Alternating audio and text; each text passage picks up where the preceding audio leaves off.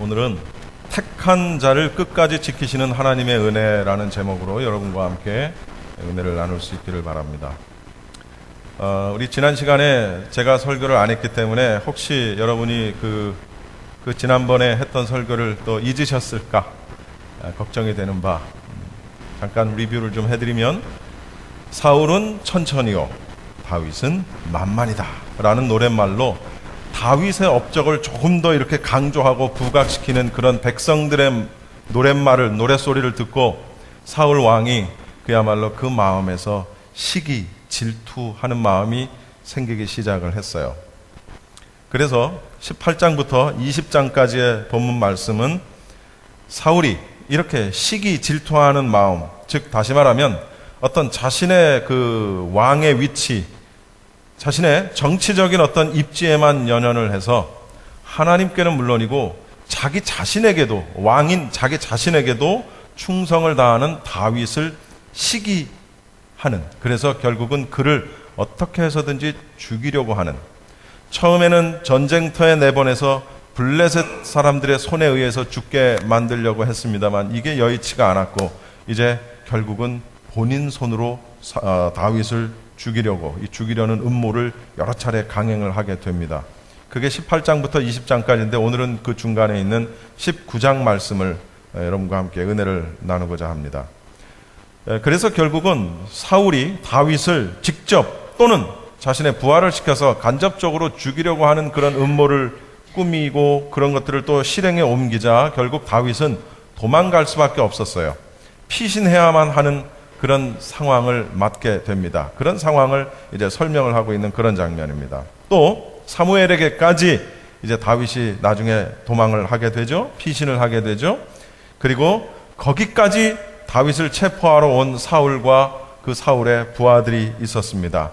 결국은 하나님이 사람을 통해서 다윗을 피할 수 있도록 그 죽음의 어떤 그런 길목에서 피할 길을 열어주시기도 했지만, 그러나 오늘 본문에서는 또한 하나님이 직접적으로 강권적으로 역사를 하셔서 다윗을 체포하지 못하게, 다윗을 죽이지 못하게 하는 그런 장면이 나와요. 이게 무슨 얘기냐면, 여러분 오늘 제목을 저는 택하신 자를 끝까지 지키시는 하나님의 은혜라는 제목을 붙여봤습니다.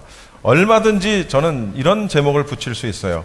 기도하는 자를 끝까지 지키시는 하나님의 은혜, 이렇게도 제목을 붙일 수 있을 것이고, 뭐 예를 들어서 부르짖는 자를 또는 약한 자를 또는 뭐 위험에 처한 자를 지키시는 하나님이라고 이렇게 우리가 제목을 붙일 수도 있겠지만, 그러나 저는 오늘 제목에 특별히 택하신 자라는 그런 문구를 제가 삽입을 해 봤습니다. 끝까지 지키시는 하나님의 은혜가 있는데 하나님께서 택하신 자를 끝까지 지키시는 은혜가 있다.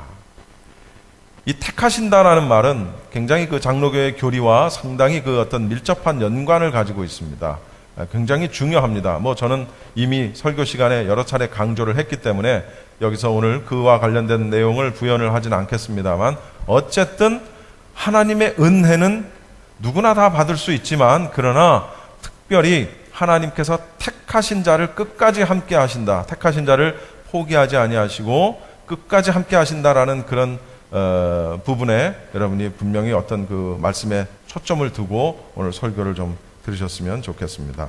성경이라는 것은 우리가 창세기서부터 뭐 요한계시록까지 쭉 있습니다만은, 이 성경은 어떤 본문이든 간에 어떤 장이든 간에 결론은 오직 한 가지로 흘러갑니다. 그 결론이라는 게 뭐냐면 하나님의 구속의 역사입니다. 할렐루야.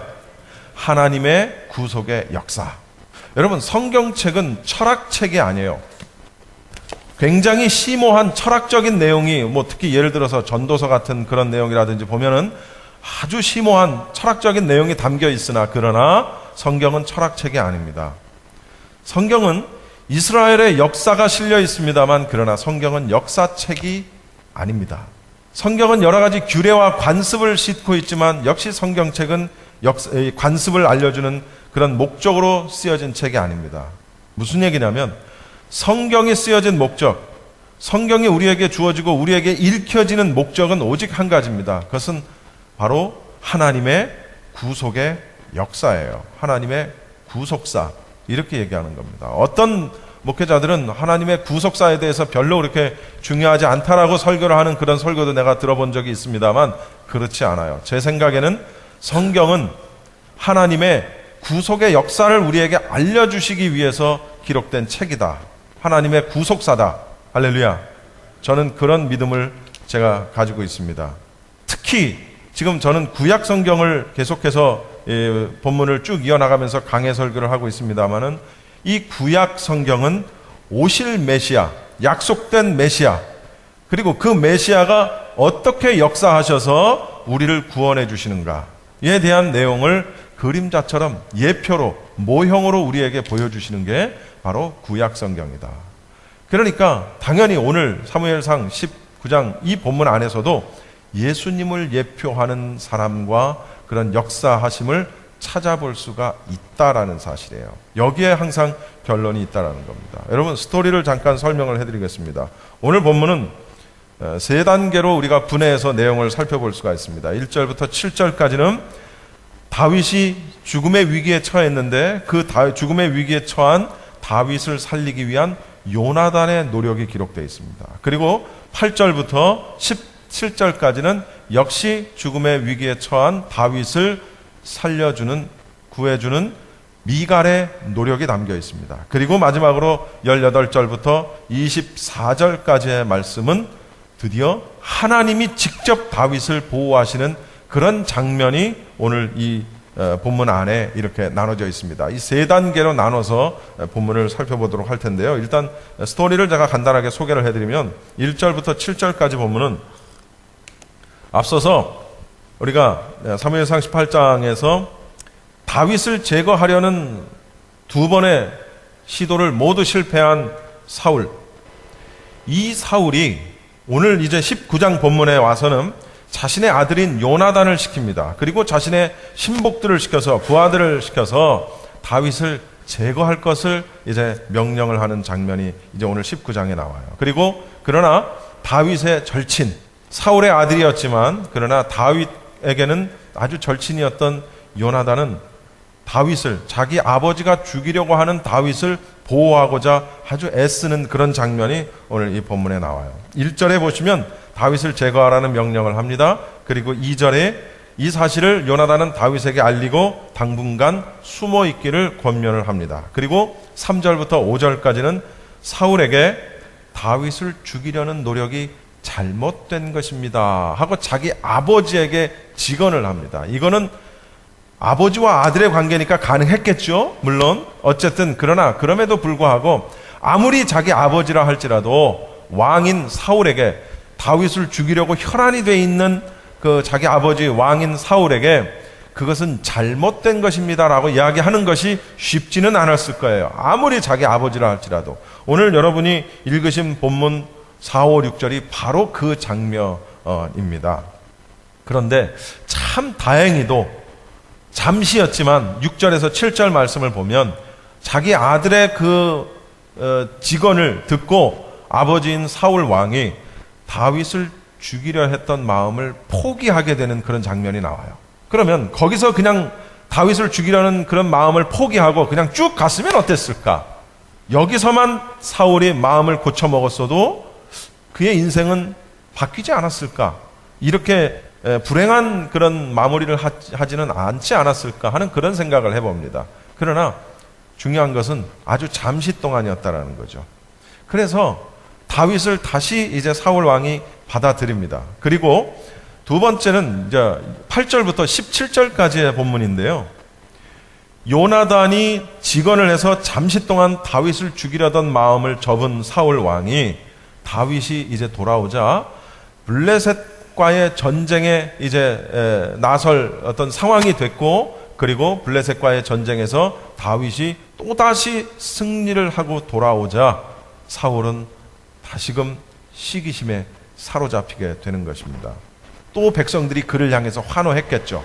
사울은 천천히요, 다윗은 만만이라. 환호를 했겠죠. 그런 백성들이 손을 들어 환호하고 승리의 환호를 부르고 다윗의 이름을 연호하는 그런 장면을 우리가 충분히 상상해 볼 수 있을 것입니다. 그런 장면을 보던 사울 왕이 또다시 속이 뒤집어지기 시작하는 거예요. 그가 그 안에 잠재되어 있던 시기하는 마음, 질투하는 마음이 다시금 그가 이제 그 마음이 용서슴 치면서 원래대로 돌아가 버리고 맙니다. 그리고 또 다윗을 죽이려고 합니다. 결국은 다윗은 사울을 피해서 자기 집으로 갈 수밖에 없었고, 사울이 사람을 보내서 다윗 왕을 죽이려 하자 그의 아내 미갈, 이 미갈은 사울 왕의 딸입니다.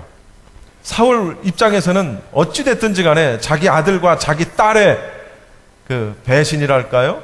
그걸로 인해서 소기에 다윗을 죽이려던 소기의 목적을 이루지 못하는 장면이 나와요. 아무튼 미갈이 이제 그 다윗을 창틀 문 앞에다가 달아내려서 도망을 시킵니다. 그리고 또 그 부하들에게 다윗이 병들었다 라면서 병든 그런 다윗의 모습을 형상을 만들어서 병사들을 속이게 되는 거죠. 어쨌든 그렇게 저렇게 해서 다윗을 또 보호를 합니다. 그리고 세 번째 단락은 이제 18절부터 24절 끝절까지입니다. 이렇게 요나단과 미갈을 통해서 다윗을 지켜주신 하나님이 이제는 다윗을 하나님이 직접 지키시는 장면이 나오는 것이 18절, 19절, 20절, 21절 그리고 24절까지 본문입니다. 제가 잠시 성경을 그대로 말씀을 드리면 다윗은 사울의 부하들을 간신히 피해서 사무엘이 있는 라마라는 곳으로 피신을 하게 됩니다. 이를 알게 된 사울이 세 차례에 걸쳐서 이른바 암살자들, 자객들을 보내서 다윗을 죽이려고 합니다. 하지만 결국은 실패를 하게 되죠. 그래서 22절부터 24절에 보면 사울 왕이 직접 자기가 가서 다윗을 죽이기 위해서 이제 라마라는 곳으로 가게 됩니다. 그런데 그 역시 하나님의 강권적인 보호하심으로 인해서 실패하고 만다라는 거죠. 이 내용이 오늘 19장의 본문의 내용입니다. 그러면 이 짤막한 별거 아닌 이 본문에 의해서 우리가 무엇을 우리가 얻을 수 있을까? 어떤 교훈을 우리가 살펴볼 수 있을까? 여러분, 다윗은 여러 차례에 걸쳐서 죽음의 위기를 겪습니다. 그런데 다윗이 그런 위기를 겪었던 이유가 무엇이었을까요? 다윗이 정말 죽을 만큼의 죄를 져서 그랬을까요? 아니면 다윗이 진짜 아닌 게 아니라 반란을 꿈꾸고 사울을 몰아내고 다윗 자기가 왕의 자리에 올라가기 위해서 어떤 모의를 획책하고 쿠데타를 꿈꾸고 하는 그런 죄가 있었기 때문에 사울 입장에서는 어쩔 수 없이 다윗을 죽여야만 했을까요? 성경 어디를 봐도 다윗이 자기가 왕이 되기 위해서 모반을 꿈꾸고 쿠데타를 일으키려고 일련의 무리들과 함께 어떤 계획을 세웠다라는 내용이 어디를 찾아봐도 없습니다. 다시 말하면 사울에 의해서 다윗이 죽임을 당할 이유가 전혀 없었다라는 거죠. 오히려 다윗은 하나님의 뜻에 따라 아주 정직하고 지혜롭게 행했고 그리고 비단 못난 왕이었다 할지라도 자기가 모시는 사울 왕의 부하로서 신하로서 사울이 시키는 대로 가서 전쟁을 했고 이거 하라면 이거 했고 저거 하라면 저거 했고 토를 달지 않았고 불만을 표시하지 않았고 사울이 시키는 대로 가서 다 했다라는 거죠. 근데 왜 다윗이 죽임을 당할 그럴 위기에 계속 처하게 됐을까? 여러분, 여기에 세상과 하나님의 나라와의 괴리가 있는 겁니다. 여러분, 우리가 비단 다윗뿐만이 아니라 저를 비롯해서 여기 앉아 계신 여러분 모두가 정말로 하나님께 대한 진실함으로 하나님께 대한 순종함으로 하나님의 뜻을 이루어드리는 그런 간절한 마음으로 이 세상을 살다 보면 세상에 대해서는 도리어 미운 자가 되기가 쉽다라는 겁니다. 나는 하나님의 뜻을 이루어드리고 하나님의 뜻대로 살고 하나님께서 세우신 계획을 이루어드리면서 살려고 하는데 그것이 세상에서는 내가 미운 오리 새끼가 때로는 될 때가 있다라는 거죠. 다윗이 마침 그와 같은 꼴이었다라는 거예요. 적어도 사울의 눈에는 그러한 다윗이 싫어. 왠지 싫은 거예요. 사울이라고 한들 그가 자기에게 정말 충성을 다하는 종이었다라는 걸 신하였다라는 사실을 몰랐을까요? 사울이? 알았죠. 그런데 이미 사울 왕의 마음속에 그의 영혼을 지배하는 그런 그 사울 왕의 안에는 뭐가 자리 잡고 있었다고요? 이미 악한 영이 그를 지배하고 있었기 때문에 이게 통제가 되지 않는 겁니다. 이미 사울은 악한 영, 마귀의 손에 의해서 좌지우지되는 그런 상황이었다라는 거죠. 저는 다윗과 미갈과, 다시 말하면 요나단과 미갈과 다윗의 모습을 통해서 우리가 거기서 살펴볼 수 있는 좋은 신앙적인 교훈들을 여러분과 함께 쉐어하기를 원합니다. 먼저 다윗입니다. 다윗인데 다윗을 위한 요나단의 구명운동을 통해서 다윗을 보호하고자 애썼던 요나단의 그 어떤 그런 삶을 통해서 우리가 얻을 수 있는 교훈을 좀 살펴보도록 하겠습니다. 참 희한하죠? 어떻게 아버지가 그런데 아들은 또 전혀 다른 그런 마음을 가질 수 있었을까? 사울은 그런 아들이 정말 싫지 않았을까?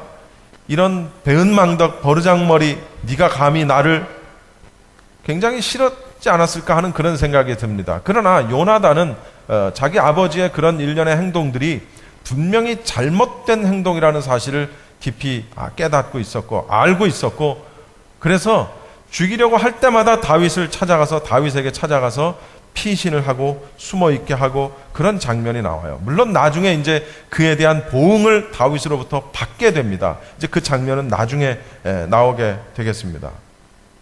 진실된 사랑, 다윗을 향한 요나단의 진실된 우정, 진실된 사랑, 이것이 다윗을 죽음으로부터 구원하게 되는 밑거름이 되었다라는 겁니다.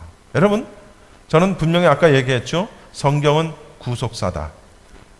메시아의 출현과 메시아의 활약에 대한 예표를 구약 성경이 말해주고 있다. 바로 요나단이 그 가운데 또 한 명의 인물입니다. 요나단이 다윗에게 보여준 우정은 우리 인간에 대한 예수 그리스도의 사랑과 우정을 예표한다라는 그런 사실입니다. 할렐루야! 이 사실을 여러분이 꼭 믿으시기를 바랍니다. 다시 말하면 예수님께서 아주 인간에 대한 진실된 사랑을 가지셨기 때문에 그 인류를 위해서 인류의 죄와 인류의 사망으로부터 우리를 구원해 내셨다라는 거죠. 그것은 마치 요나단이 다윗을 위해서 헌신했던 것처럼, 자기의 사랑을 다 했던 것처럼 그렇다라는 거예요. 그래서 우리가 성경 말씀을 여기 한번 보시면 에베소서 5장 2절 말씀을 한번 여러분 읽어보겠습니다. 화면 비춰주세요. 에베소서 5장 2절 말씀을 한번 다 같이 읽어보겠습니다. 시작. 그리스도께서 너희를 사랑하신 것 같이 너희도 사랑 가운데서 행하라. 그는 우리를 위하여 자신을 버리사 향기로운 제물과 생축으로 하나님께 드리셨느니라. 그리스도께서 너희를 사랑하신 것 같이 너희도 사랑 가운데서 행하라. 어제 어떤 집사님이 이런 말씀을 저에게 해주셨습니다. 최근 한 2주 사이에 자신의 측근 4분이 갑자기 세상을 떠났다라는 그런 말씀을 해주셨는데, 제가 그 얘기를 들으면서 야, 정말 이럴 수가 있는가 하는 생각을 제가 하게 됐습니다. 사실은요, 뉴스 시간, 라디오 코리아 뉴스 시간에도 보도가 됐던 그런 내용입니다. 어떤 한 50대 남성이 길을 가다가 쓰러졌는데 심장마비로 죽었다. 그 뉴스를 했었어요. 근데 그분이 친구였던 거예요. 잘 아는 분이었던 거예요. 그런데 그분을 저도 아는 거예요. 저는 뉴스 할 때는 그걸 몰랐는데 나중에 말씀을 듣고 보니 그분도 제가 그분 아는 분이었어요. 여러분, 2주 사이에 내가 알고 지낸 사람 4명이 갑작스럽게 세상을 떠났다? 그것도 뭐 이런 말씀 드려 죄송합니다. 우리가 시쳇말로 천수를 다 누리고 하나님의 영광 가운데 그렇게 하늘나라에 가신 게 아니라 지금 측근 4명, 이분들이 거의 다 지금 50대예요.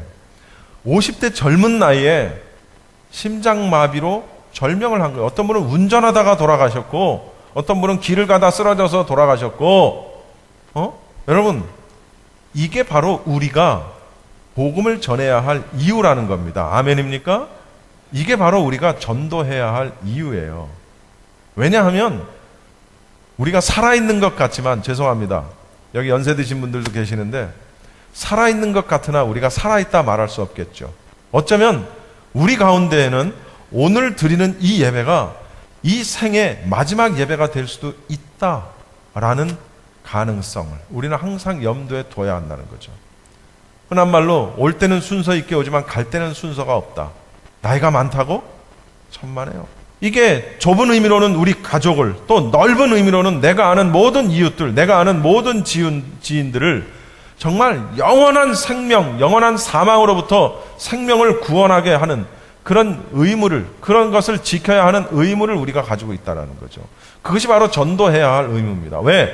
오늘 내가 이야기하던 사람이 내일 이 세상에 없을 수도 있기 때문에 정말로 내 가족과 내 친구와 내 동료와 내 이웃과 나와 관계된 사람들에게, 또는 나와 관계되지 않은 사람들에게까지도 우리가 말씀을 전하고 복음을 전하고 예수 그리스도의 구원의 은혜를 전해야 할 이유가 된다라는 사실입니다. 할렐루야. 왜? 예수님이 사랑으로 우리에게 향기로운 제물과 희생 제물이 되셨다. 무엇 때문에? 사랑 때문에. 그 사랑 때문에 우리도 사랑해야 된다라는 거예요. 누구를? 우리의 이웃을, 우리의 형제 자매를 사랑해야 된다라는 거예요. 그래서 그리스도께서 너희를 사랑하신 것 같이 너희도 사랑 가운데서 행하라. 간단해요. 그리스도께서 사랑 가운데서 목숨을 주시고 우리에게 생명을 허락하신 것 같이 그 사랑으로 말미암아 믿지 아니하는 자들에게 그 그리스도의 사랑을 전하는 것, 그것이 바로 우리에게 맡겨진 사명이라는 겁니다. 할렐루야. 남편 다윗을 위한 미갈의 행동을 여러분과 함께 살펴보기를 원합니다. 미갈은 말씀드린 대로 다윗의 아내이기는 하지만 또한 사울의 딸이기도 합니다. 사울은 요나단과 마찬가지로 자신의 딸로 인해서 다윗을 죽일 수 있는 여러 차례의 절대적인 기회를 잃고 맙니다. 여러분, 이런 사실에서 우리가 알 수 있는 것은 뭐냐면 그 어떠한 인간의 악한 그런 계획도 하나님의 계획하심과 하나님의 섭리 앞에서는 결국 헛된 것이 될 수밖에 없다. 헛될 수밖에 없다라는 사실을 우리에게 알려준다라는 겁니다. 물론 저와 여러분이 잊지 말아야 될 것이 있습니다. 그것은 뭐냐면 다윗이 가만히 있었는가? 아니라는 거죠. 다윗이 가만히 있었는가? 여러분, 시편 말씀을 보면 다윗이 그 생명의 위경 가운데에서 다윗이 사울 왕의 그 죽임을 칼날을 피해서 도망다닌 세월이 몇 년이라고 그랬죠? 그게 10년입니다. 자그만치.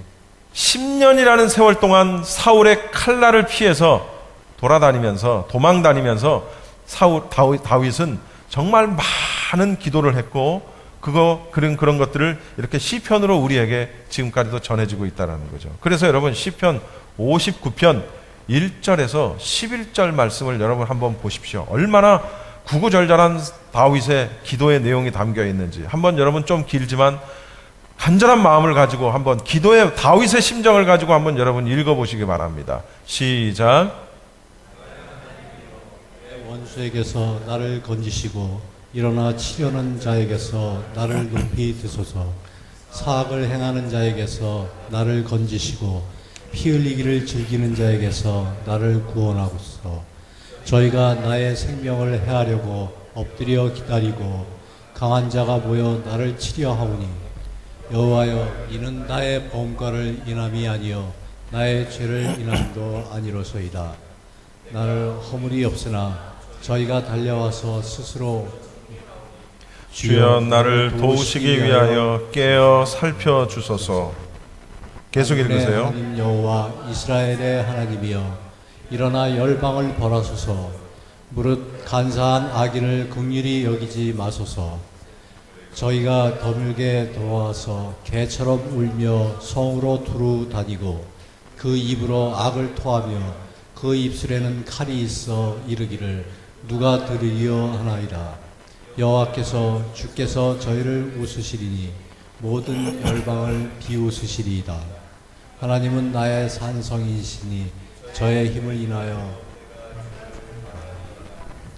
나의 하나님이 그 인자하심을 나를 영접하시며 내 원수의 보응받는 것을 나로 목독해 하시리이다. 저리를 죽이지 마시옵소서. 나의 백성이 잊을까 하나이다. 우리 방패 되신 주여, 주의 능력으로 저희를 흩으시고 낮추소서.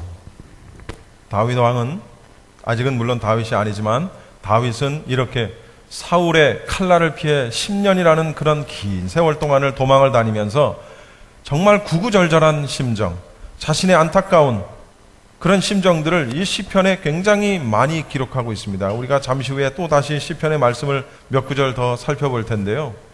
다윗이 아무것도 하지 않았는데 물론 그를 하나님이 구원하신 것은 아니에요. 첫째, 다윗은 택한 백성이었고, 두 번째, 그는 이렇게 구구절절 하나님 앞에 늘 위험 가운데에서 기도했다라는 거죠. 안타까운 것은 지금 오늘 이 본문에서 미갈은, 다윗의 아내 미갈은 다윗을 살려줌으로 인해서 정말 화려하게 시작을 했다라고 볼 수 있지만, 그러나 미갈은 결국 슬픔으로 끝난 그런 사람입니다. 사무엘 하에 보면 여호와의 궤가 성 안으로 들어올 때 다윗이 너무 기뻐서 자기 옷이 벗겨지는 줄도 모르고 춤을 출 때에 미갈은 속으로 그 춤추는 다윗을 향해서 아주 힐난하고 비난하고 업신여기는 그런 말을 했다가 하나님의 저주를 받게 되는 그렇게 끝나버리고 마는 미갈이 되고 말았어요. 아무튼 여기까지는, 오늘 본문까지는 미갈은 하나님의 종인 다윗을 살려주는데 최선을 다했던 그런 여인이었다라는 거죠. 자, 요나단과 미갈을 우리가 살펴봤습니다. 세 번째로 우리가 다윗의 신앙을 정말로 살펴봐야 되는 것이, 앞서 시편 말씀을 우리가 살펴봤듯이 환난 날에 절체절명의 순간에 다윗은 기도했고, 그리고 마지막 순간에 또 다른 곳에 숨지 않고 하나님의 품에서 피신처를 찾고자 했다라는 거죠. 그게 바로 선지자 사무엘이 있던 라마로 간 것은 그것을 의미하는 것입니다. 우리는 이러한 다윗의 모습을 통해서 이런 사실을 배울 수가 있는데, 첫 번째로 여러분, 성도는요, 저를 비롯해 여러분 모두 이 성도는 이 세상에서 사탄의 공격을 피해서 숨을 곳이 없다라는 사실입니다. 이 세상 그 어느 곳에 갈지라도 사탄의 공격을 피해서 숨을 곳이 없다라는 거죠. 다시 말하면 우리가 믿음 때문에, 믿는 것 때문에 이 세상에서 당하는 환난과 고통과 이런 모든 것들을 피할 수 있는 진정한 안식처는, 진정한 평화의 안식처는 어디냐? 그것은 바로 하나님의 품뿐이다라는 사실입니다. 할렐루야. 이 사실을 여러분이 절대로 잊지 마시기 바랍니다. 사무엘이 있는 곳, 선지자 사무엘이 있는 곳 라마로 갔습니다. 다윗은. 우리는 이러한 사실을 통해서 정말 많은 것들을 배우게 되는 거예요. 하나님의 품, 하나님의 날개 아래, 주님의 날개 그늘 아래 있는 것이 얼마나 좋은지요. 시편 46편 1절 말씀을 읽어보겠습니다. 시작.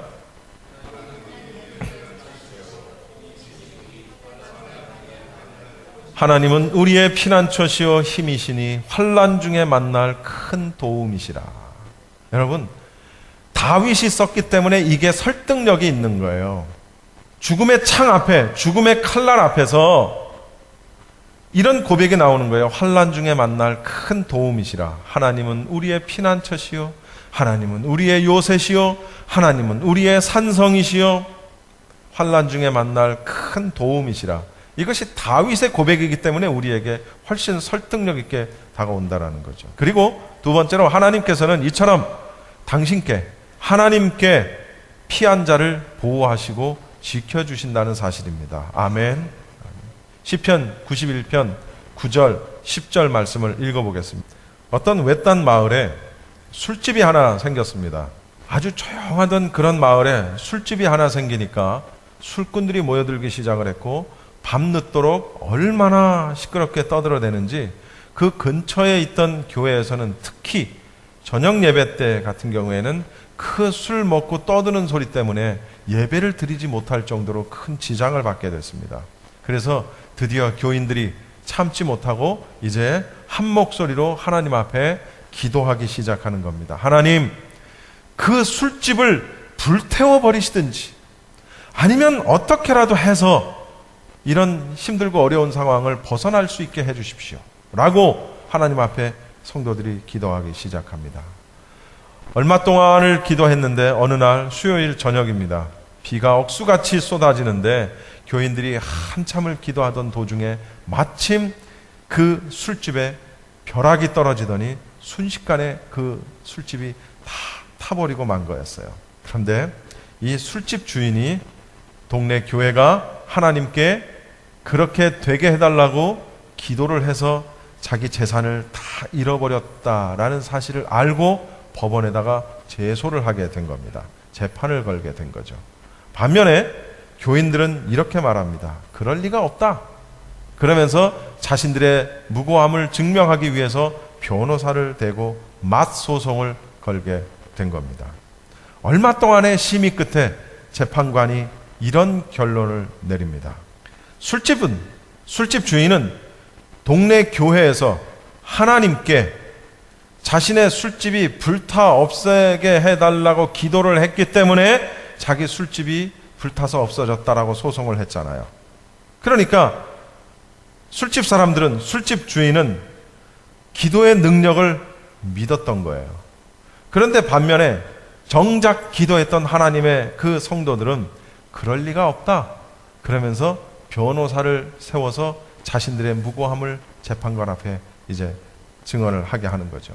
다시 말하면 술집 주인은 기도의 능력을 확실히 믿었고 정작 기도한 성도들은 기도의 능력을 전혀 믿지 않았던 그런 웃지 못할 사실이 있었던 겁니다. 그런데 이게 초대교회에도 이런 사실이 있었다라는 사실입니다. 여러분, 그리스도인들이, 우리 믿는 사람들이 하나님께 기도할 때 이게 믿음이 없이 기도할 때가 참 많이 있다는 거죠. 그리고 또 기도를 해놓고 믿지 못할 때도 있다라는 겁니다. 여러분, 사도행전 12장에 보면 베드로가 감옥에 잡혀 있을 때 많은 성도들이 이제 감옥에서 풀려날 수 있게 해달라고 베드로를 위해서 하나님 앞에 간절히 기도합니다. 그래서 결국은 베드로가 풀려나게 돼요. 풀려난 베드로가 이제 나오게 되고 사람들이 모인 곳에 찾아왔을 때 로데라는 이름의 여자아이가 베드로가 왔다, 베드로의 음성을 들었다라고 사람들에게 베드로가 왔다는 사실을 전했더니 베드로가 나올 수 있게 해달라고 기도한 거기에 있는 많은 사람들이 뭐라 그래요? 네가 미쳤냐? 네가 미쳤냐? 자기들이 베드로가 나올 수 있게 기도해놓고서는 베드로가 나왔다라고 얘기를 했더니 내가 미쳤구나. 그건 베드로가 아니라 천사야. 라고 그 여자아이를 꾸짖게 되는 그런, 결국은 베드로가 들어오고 나서야 그 사실을 믿고 놀랐다는 사실이죠. 주님은 그 사람들의 간구에 철저하게 기도를 했고, 그리고 철저하게 이제 다윗이 철저하게 기도를 했고 철저하게 다윗이 의지를 했어요. 그렇죠?